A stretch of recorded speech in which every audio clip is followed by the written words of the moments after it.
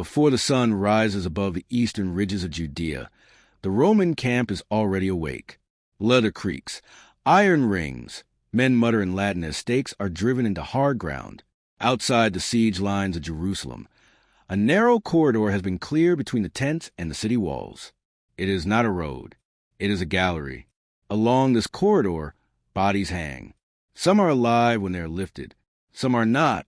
Arms are stretched until shoulders tear loose, wrists bound or nailed, legs bent or broken to prolong breathing.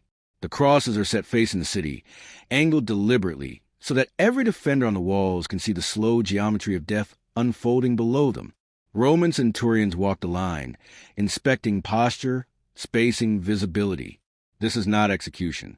This is instruction. The Roman army has always believed that discipline begins before battle and ends long after it. Victory is not only won by steel and formation, but by fear calibrated with precision. In Judea, during the Great Revolt of the 1st century, fear becomes doctrine, punishment becomes weapon, pain becomes language, and the Jews are made to read it. Rome did not arrive in Judea as an occupying horde. It arrived as administrator, patron, protector. After Pompey's intervention in 63 BC, Judea became a client territory, governed through kings, priests, and procurators, all carefully balanced beneath imperial authority. Herod the Great ruled with Roman backing, building fortresses and temples, maintaining order with ruthless efficiency. For a generation, the arrangement held. But beneath the surface, tension hardened. Roman taxation disrupted temple economies. Census and tribute violated religious sensibilities. Pagan standards passed through holy cities. Governors rotated quickly, unfamiliar with local law, dismissive of custom. Jewish society fractured into sects, Pharisees, Sadducees, Essene zealots, each interpreting obedience and resistance differently. In alleyways and marketplaces, whispers spread that Rome's rule was not temporary, not tolerable, not divinely sanctioned. By the middle of the 1st century, resistance was no longer theoretical. It was armed. Assassins known as sicarii began killing collaborators in crowded streets. Villages withheld tribute. Fortresses stockpiled weapons. Roman patrols vanished on desert roads. And with every disappearance, the empire's tolerance narrowed. The Roman army was not built to negotiate with insurgents. It was built to erase them. Legions stationed in Syria and Judea were among the most experienced in the eastern provinces, veterans of Parthian borders, trained in siegecraft, counterinsurgency, and occupation. Their doctrine was simple. Rebellion must be isolated, deprived, and made unthinkable, not merely defeated, but deterred across generations. Roman military law allowed extraordinary discretion in hostile provinces. Collective punishment was legal. Hostage-taking was routine. Torture was sanctioned for slaves, rebels, and non-citizens. Execution methods were chosen not for speed, but for spectacle.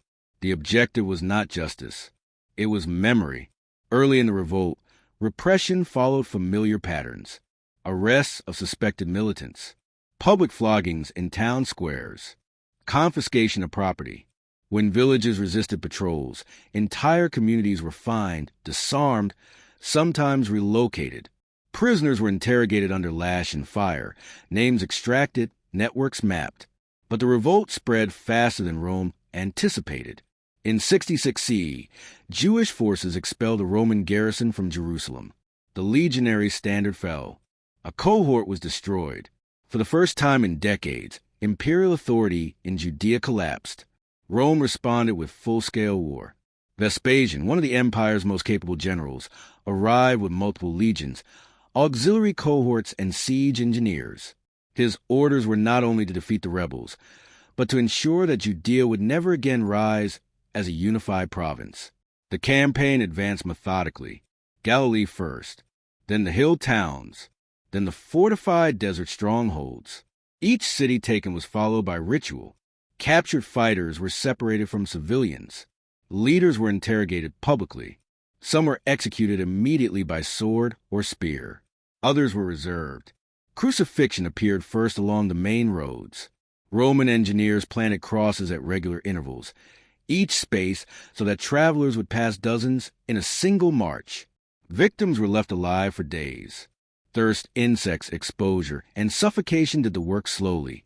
Placards were nailed above their heads listing crimes: bandit, rebel, traitor.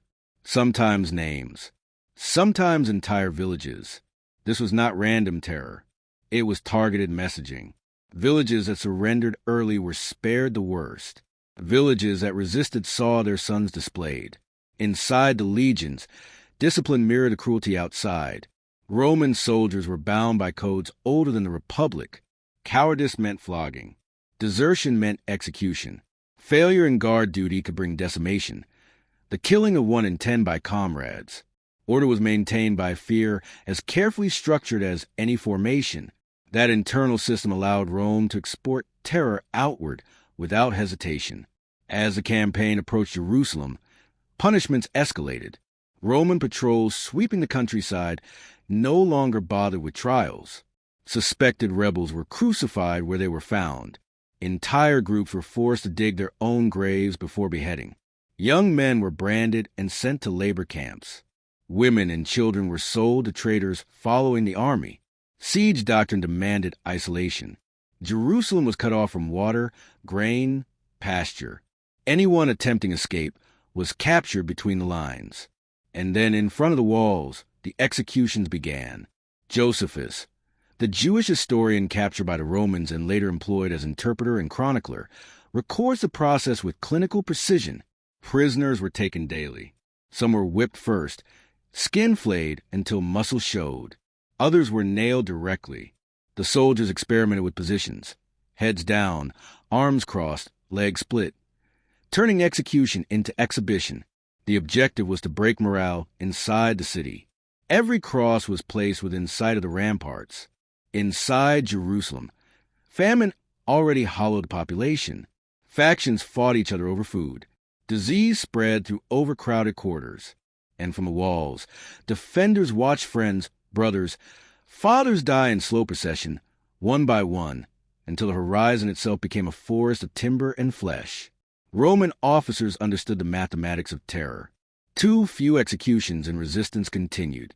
Too many and logistics collapsed. What had to be transported. Nails forged. Guards assigned. Even cruelty required supply lines. By the summer of 70 CE, the outer walls fell. Then the second line. The temple complex became the final redoubt. When it burned, Rome did not celebrate immediately. First came sorting. Survivors were gathered in open enclosures under guard. The elderly and infirm were killed on the spot. Young men were chained in groups. Skilled laborers were marked for transport. Children were separated from parents. Priests were interrogated about temple treasures and underground chambers. Executions resumed at industrial scale. Some prisoners were sent to Caesarea to fight wild beasts in public games. Others to Antioch to die in amphitheaters before cheering crowds. Thousands were sold into slavery, dispersed across the empire, never to return. But many were reserved for one purpose: crucifixion around the city. So many were executed that wood ran out. Soldiers dismantled houses, cut beams from abandoned homes, stripped orchards. When crosses were scarce, prisoners were tied to trees, nailed to doors, fastened to walls. By then, the city was silent. No shouts rose from the ramparts. No sorties came at night. Hunger and terror had finished what siege engines began. When the final strongholds fell, Rome proclaimed order restored. Garrisons replaced legions.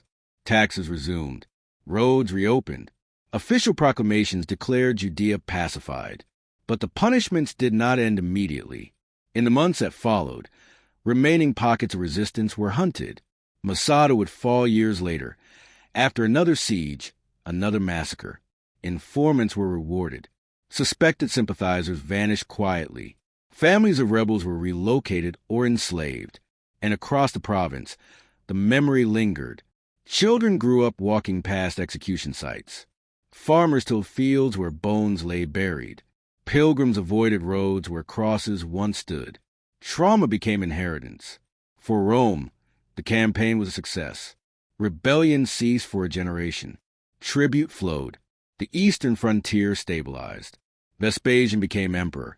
his rise financed partly by Judean spoils. The Arch of Titus in Rome displayed captured menorahs and temple vessels, carved in marble as symbols of imperial triumph. But beneath the monuments lay doctrine. What Rome perfected in Judea was not cruelty for its own sake, but a system, calibrated terror integrated into military occupation, punishment scaled to resistance, visibility engineered for maximum deterrence, law flexible enough to authorize atrocity without losing administrative control. Later empires would study this model carefully. The Jews would remember it differently. In their histories, the war became catastrophe. The destruction of the temple ended an era. Priesthood collapsed. Sacrifice ceased. Identity shifted from land and altar to law and memory. Diaspora expanded not by choice, but by chains. And the punishments, those deliberate, systematic, almost bureaucratic acts of violence, enter collective memory as proof not only of Roman power, but of its moral cost. Rome achieved peace, but only after teaching an entire people what disobedience looked like when written in flesh.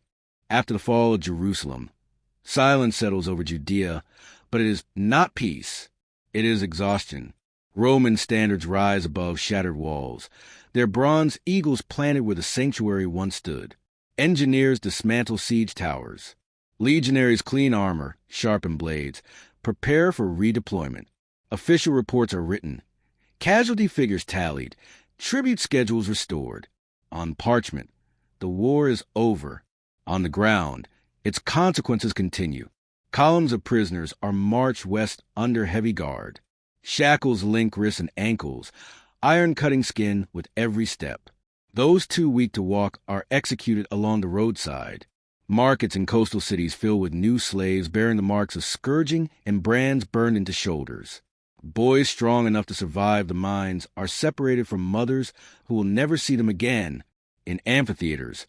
Captives are released against beasts or armed as mock gladiators, their death staged for entertainment beneath painted awnings. Crowds cheer without knowing the names of the men dying below them. For Rome, the spectacle reinforces victory. For the victims, it is the final erasure. Yet within the legions themselves, the memory of Judea leaves a quieter mark. Veteran centurions record the campaign as unusually severe even by imperial standards.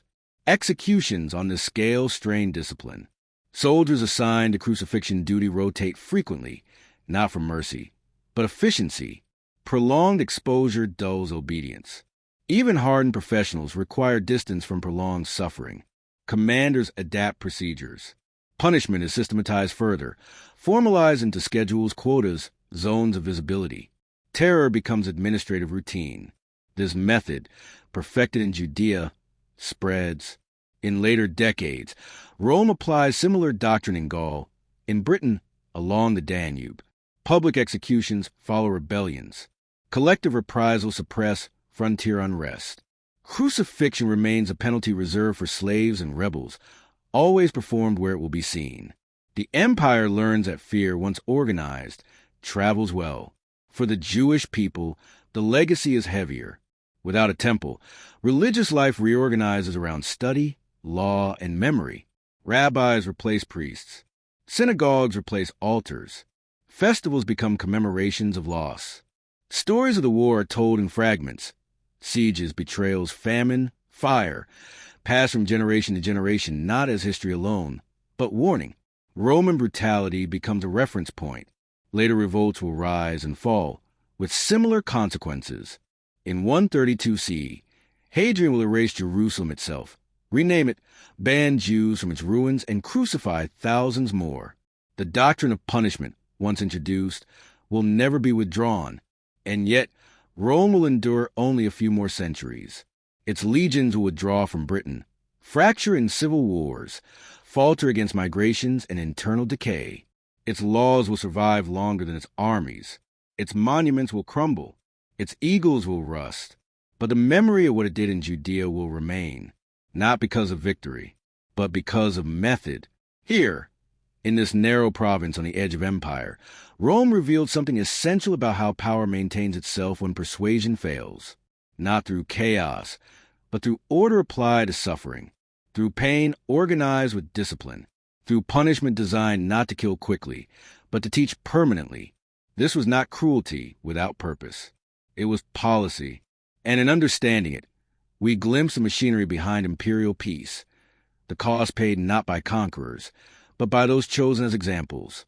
If this story moved you, unsettled you, or forced you to reconsider how empires truly secure obedience, then remember the unnamed men on the crosses outside Jerusalem. History records their deaths only in numbers, but through them, the logic of domination stands exposed.